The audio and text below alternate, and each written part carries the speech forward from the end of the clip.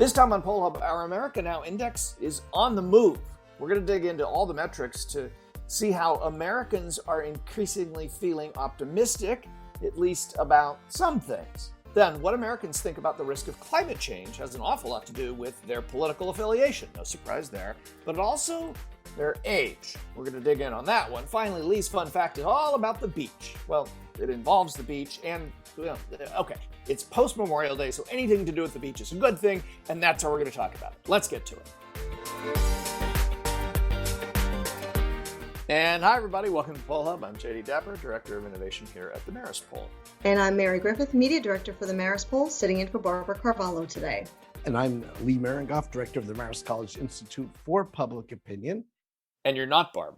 That's what you. And I'm not Barb. That's your label. Yes, it says on my screen, not Barb. Definitely not Barb. Mary's Barb, but she's not Barb either. No, nobody one can be Barb. Hey, we have now done the America Now Index for a year. And as we've said repeatedly every month when we're talking about the index, it only gets more interesting as time goes on because that's the nature of an index, is the data we get. And we started this in the midst of the pandemic, really not the worst of the pandemic. We hoped it was the worst of the pandemic, but it got a lot worse. And so the numbers at the beginning were pretty rough, but things are looking up. There's a lot of optimism with a lot of movement in some of these numbers. The index sits at 6.5, which is up and well up over where we started quite some time ago. What do you make of this? Well, I was just going to say that, Jay, we have this weekly or monthly discussion over the glass being half empty or half full. And so, we're seeing what's going on in the country today is that people are getting vaccinated. And as a result, we're seeing improvements in the health measures, which makes a lot of sense. People don't think they're at risk as much as they were, which has to do, I'm sure, with the vaccine. They were more satisfied with their access to healthcare. So we're seeing, I think, that other areas, in health aren't necessarily flying, and these aren't big improvements either. But I think that's a big deal. As far as that, Mayor, what were you going to say? Yeah, I agree with you, Lee. And that number about the risk being low to one's health has been somewhat optimistic even since we started this index about a year or so ago. I mean, it wasn't that it was overly optimistic, but it was okay. It was in a good zone, and it's only improved since then. But I really think that what's one of the big takeaways from the May America Now National Outlook Index is the jobs number. That jobs are easy to find right now. Just to run through some of the numbers, when we look in the four main categories, we see that the economic index is at 5.7, the health index is at 7.2, community is at 7.4, and the latter two, those have been strong consistently to date for the index. And society and government still lags behind at 5.7 out of 10. But the jobs number, that jobs are easy to find right now, is at 6.5, and that's been inching up since February. And I believe that's up from 5.6 in April. I mean, that's got to be good news for not just the American public, but also for the Biden administration in dealing with the coronavirus as well as the resulting stimulus. One thing about an index as opposed to just a poll on an issue is that there's lots of factors that go into it. And to see in the jobs that there's a 0.9 improvement from 5.6 to 6.5. I mean, I could go through all the numbers and see if that's, maybe the biggest single indicator change in a month. But like you said, Mayor, it has been going up steadily. And that may also be tied to the opening up of society and, the fact that, there's more things, less uncertainty, I should say, and more certainty, which means for greater hiring. Jay, you were going to jump in. One of the things that's interesting to me is to now be able to go back and look over the course of an entire year, and you can see a bit of a wave or some soft curves, because we're at 6.5 for the overall index. We were at 6.5 in October of 2020, and if you recall, in October of 2020, which was, although signs were beginning to point to not a great winter for COVID, like a resurgence, I think in October 2020, the reason that we had a 6.5 was partly the economy, which was seeming to be on the mend, mainly due to health. The health part of the index, though, was that there is this sense that things were getting better. And then the index dove again as we struggled with the worst months of the pandemic just after the election. So it's interesting to see that, because I think the index is accurately measuring what people are feeling, and we can see that in how things are going at various times. But the other thing is what changes and what doesn't. And you alluded to this, Lee, in this society and government section. We ask 4 questions there. And one of them is, please let me know how much you agree or disagree with this statement. You live in a society that is fair and just.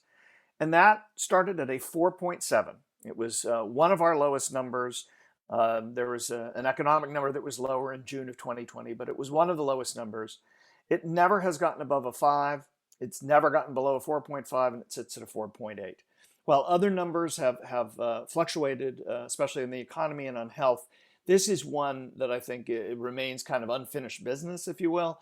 A 4.8 is not a positive number, and it hasn't really changed. As we can see over the course of the year, it sits exactly where it is. So it's interesting to see what has moved, the kind of the waves of how some things have moved, the economy and health, and how other things just haven't moved at all.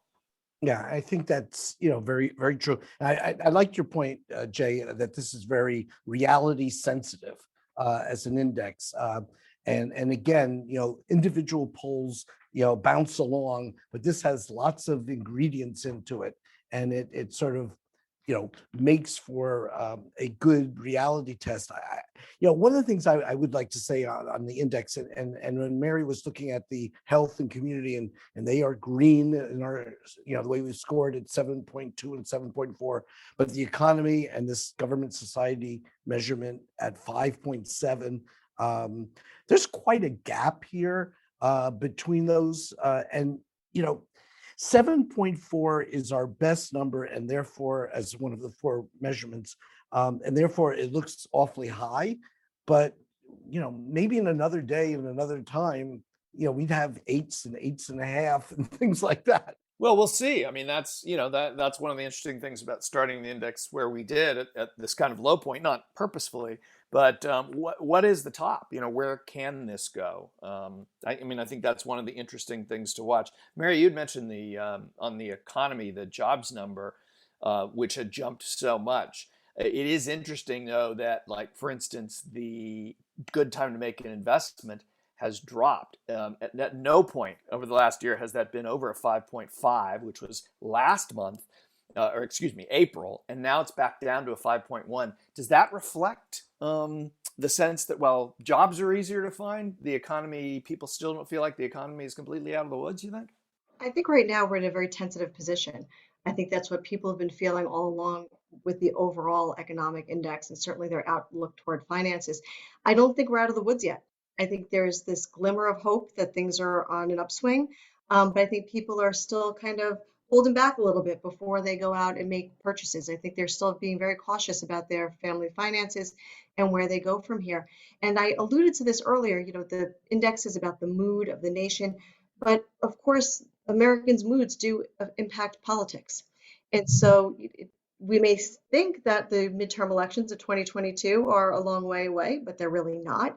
So this is sort of your wheelhouse, guys. What do you think, this says to not just the midterm elections, but the Biden administration now as we move forward? Yeah. I'm going with a sort of like an okay, but I do like your point that, sure, things are getting a little bit better, but, we've been down so long and things were so serious that it's going to take more than 3 or 4 months to make people feel that there's greater, firmer footing on the economy. Hopefully, as the vaccines continue to make COVID, go away and stay away, then people would start to feel a little bit more confident. Jobs are doing better, although last month wasn't the strongest. For the jobs picture in terms of the unemployment statistics. But we're seeing that improvement.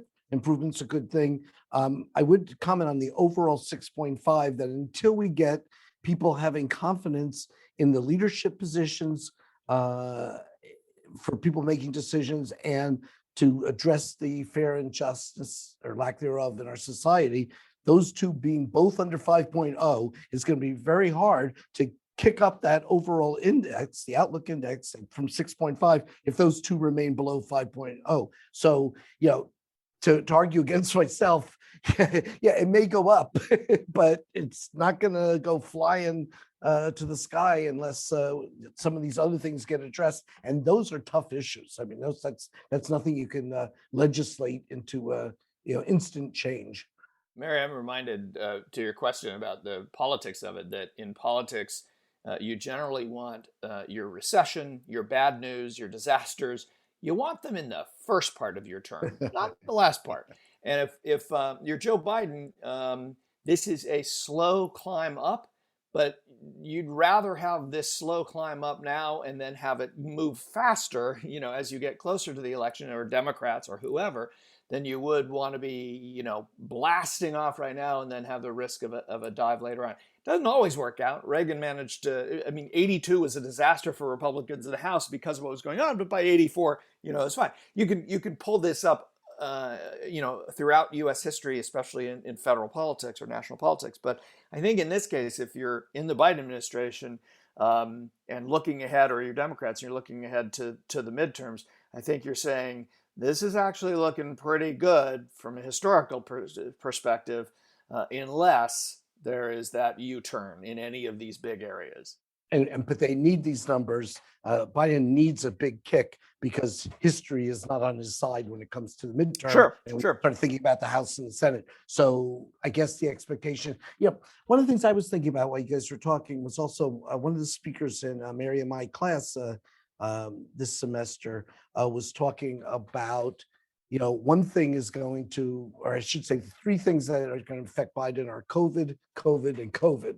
But I'm not sure that's really going to be true, particularly, if we get out from under. Yeah, 6 months from now, yeah. Yeah, people want to know, what are you doing now for the future? And, there's no kind of spiking the ball in the end zone because we've gotten out from under COVID. It's great. Don't get me wrong. I mean, we're all feeling, a great sense of relief to what has been going on for the last year. But politically, there's going to be other things coming up. And but don't you look forward? Fall. But don't you look forward to the June 2022 podcast when we don't mention the word COVID? I do. I can't wait for that one. Well, one issue that is certainly on Joe Biden's agenda, also wrapped into his infrastructure proposals, is that of climate change. And the Pew Research Center released last week the results of a study that it conducted on the topic. And two factors really stand out here: a generational divide alongside of a probably anticipated partisan divide. And this study is actually part of the Pew Research Center's Americans Trend panel, conducted at the end of April. And that included 13,749 adults, with an oversample of those in Generation Z. And Jay, you and I, we work with students in our college to career internship program. You're the one who gets their pitches for stories. And this interest in climate change among younger Americans probably doesn't surprise you too much, or does it? No, I mean, both last semester and this semester, honestly, I think we could have done a climate change story every week. I was pitched at least one every week, and sometimes two. And sometimes a lot of time they were somewhat overlapping, which is why we didn't do that many. We did, 4 or 5 throughout the semester. But yeah, this is, and to be clear, within our program, our internship program, I mean, we don't, know whose political leanings are where, but as you work with the students, you do get a sense of where on the political spectrum they may be. And we do have a broad range. And across that broad range, we have this interest in climate change. I'm reminded of one other thing, and then I'll shut up. We did a focus group last year. I believe it was Pennsylvania. I may not be getting this right, but I believe it was Pennsylvania. It was swing voters who were undecided. And we did this ahead of the election. And it's like, okay, so why are you undecided? What are you looking for? And we had a couple of very young, very Trumpy people in that said they weren't voting for Trump yet. Said they're independent, but they were pretty Trumpy. And both of them listed climate change as this critical issue for them. And I remember we all came away from that going, what? Wow. Yeah. What's going on? Yeah. Well, I did get geeky and just shared the information about the methodology. Let me share some specific numbers. I think I may have misspoken that we're looking at the American Trends panel from the Pew Research Center. So when we look at some of the questions that were asked, whether or not climate should be top priority to ensure sustainable planet for future generations, 67% of those in Gen Z, 71% of millennials said, yeah, this should be. Among those in Gen X and baby boomers, lower proportions. This I thought was really interesting. Nearly 4 in 10 members of Gen Z think that addressing climate change is their top personal concern. 33% among those among millennials, and those numbers dip into the 20s for the older generations. Looking at some of there are lots of numbers in this survey in this study that they shared with us. Americans who talked about the need for action on climate at least 1 to 2 times within a certain time frame. 67% of those in Gen Z, 61% of millennials, and that was in the past few weeks. And then in the past few weeks as well, saw content on social media about the need for climate action. 56% of those in Gen Z, 46% of millennials. And those who engaged on social media with content on need for climate action, 45% of those in Gen Z, 40% of millennials, and those numbers are much higher than those in the older generation. So are we looking at a more socially conscious generation, or what do you think's going on here, Lee? Yeah, I hope so, because obviously things aren't too great when it comes to the environment. And my generation sort of flubbed it. I mean, I remember, oh gosh, 1970 when environmentalists sort of emerged as Earth Day, Yeah. first year of Earth Day. yeah, and so there we have it. And that's well, let me do the math. That's 50 years ago. So not overwhelmingly interested. Although I will say, in the defense of us older geezers here, although the numbers are very different by generation, and the younger folks are much more connected to these issues, the Gen X and the millennials, as you were saying, the older folks, we, are okay on some of these numbers. The numbers are lower, but it's not like there isn't something punching through when it comes to, whether we should prioritize alternative energy sources or, phase out fossil fuels. I mean, the numbers are worse in the boomers and older. I thought it was interesting that, the older folks are not interested in, phasing out gas-powered vehicles because we're so used to that kind of thing. It's sort of like, we'd react to, eliminating toasters or, eliminating snowplows. We'd like to know what that's about. This notion of, gas stations, or I should say electricity recharging stations, seems like a little bit of a reach right now for some folks. I do think that where you stand is sort of where you sit in terms of Yes. looking at this, because this is the world that younger Americans are inheriting. Yeah. And there's one data point that really struck me among those in Generation Z, Gen Zers, who use social media content. 69% are more likely to express anxiety about the future when they see climate change related content online. And I think that's really striking.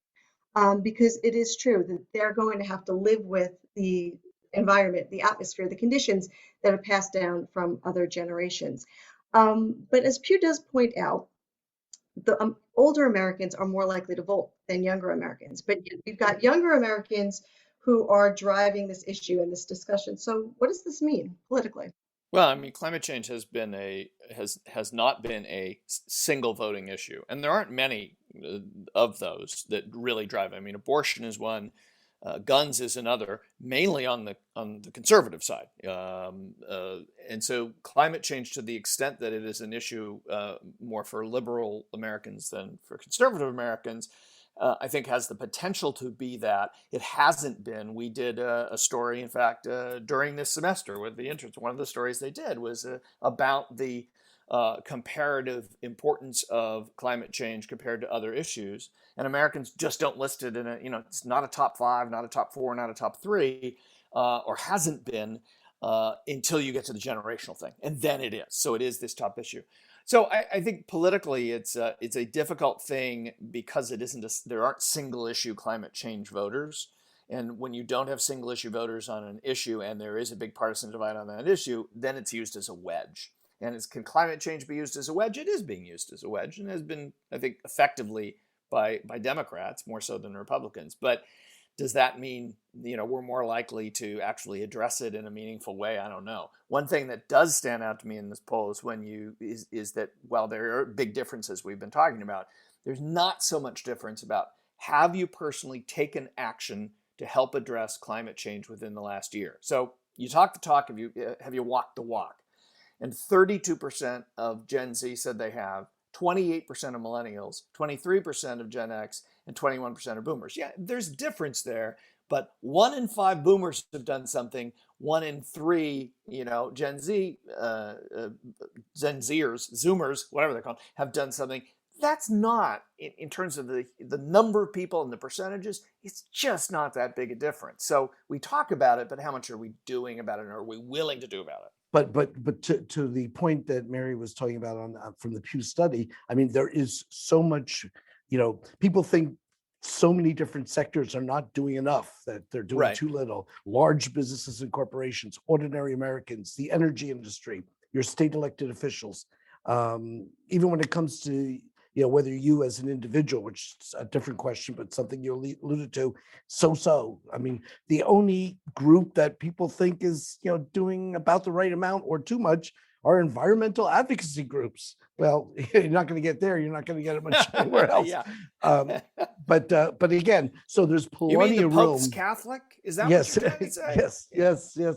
So I think there's clearly in here lots of room to grow for the environmental movement, for climate change to connect more in a personal way with people over time. The question is, is there time left to get it done before it's too late? So. Well, speaking of time, we don't want to let any more time go by without Lee walking the walk on his fun fact this week. So Lee, what do you got?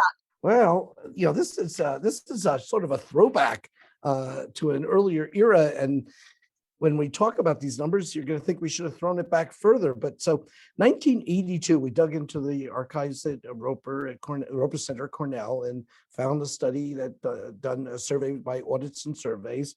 And the question they asked was, which one of the following do you think is the main reason women go to the beach? To swim, to sun, to watch, or to be watched? Now, 1982, this is a startling answer because, I would think this would have been. Lee, this is difficult to swallow. Just go for it. Okay, they got. How many go to swim, Lee? 30. How many go to swim? Swim 10%. Okay, so that's not the beach I've seen, but to sun 39 and to be watched 36%. So 75% are either just getting sunned or to be watched in this.